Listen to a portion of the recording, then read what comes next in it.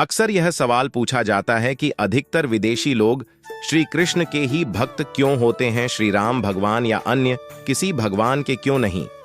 यह सवाल बड़ा टेढ़ा है, लेकिन इसका उत्तर भी बहुत ही अजीब हो सकता है, क्योंकि सही उत्तर को फॉरेनर ही बता सकते हैं।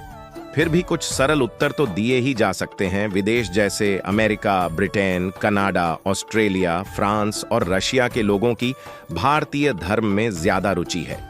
इसमें से कुछ लोग तो ऐसे होते हैं जो यहाँ का ज्ञान प्राप्त करके अपने यहाँ कुछ नया लिखते हैं या इन्वेंशन करते हैं, परंतु जिन्हें आध्यात्म की तलाश होती है वे किसी संत से जुड़कर भारतीय दर्शन और ज्ञान के साथ ही ध्यान करते हैं।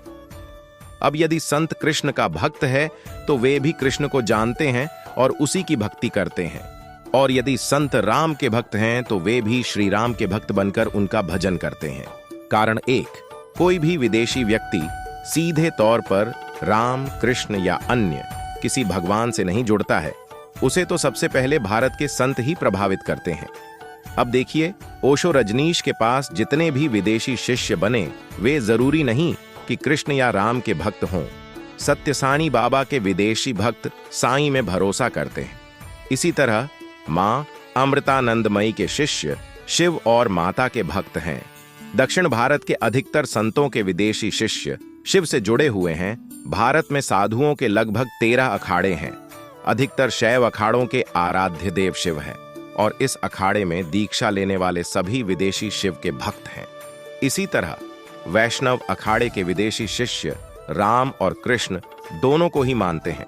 कारण 2, हालांकि अधिकतर विदेशी लोग श्री कृष्ण के ही भक्त क्यों हैं?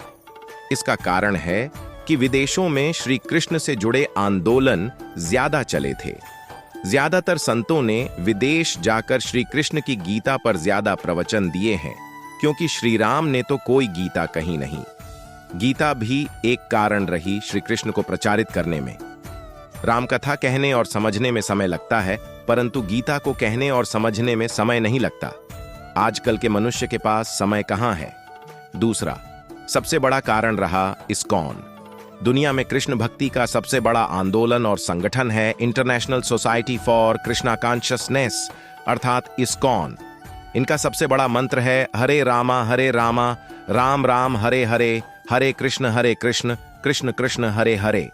दुनिया भर में यह मंत्र जपते गाते हुए कई देशी और विदेशी लोग आपको New York, London, Berlin, Moscow, Mathura, Vrindavan की सड़कों पर मिल जाएंगे।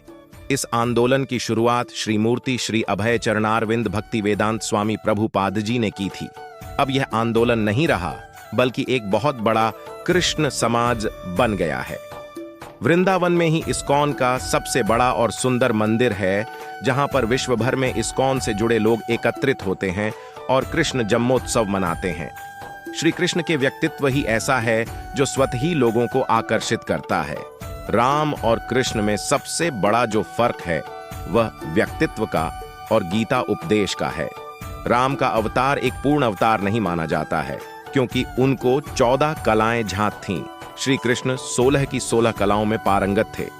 आधुनिक मनुष्य को श्री कृष्ण लुभाते हैं, राम नहीं। श्री राम को तो जीवन ही गीता था और उनका चरित्र तो सबसे उत्तम था, परंतु आज के मनुष्य को यह समझ में नहीं आ सकता। लोग राम जैसा त्याग नहीं करना चाहते, बल्कि श्री कृष्ण जैसा जीवन जीना चाहते हैं। श्री राम की अपनी सीमाएं हैं, परंतु श्री कृष्ण सभी सीमाओं से पार है। इसीलिए वे हर मनुष्य के मन में आसानी से बैठ जाते हैं, जबकि राम ही पुरुषों में सबसे उत्तम है। जिस प्रभु के भक्त हनुमान हो, उनके कहने ही क्या,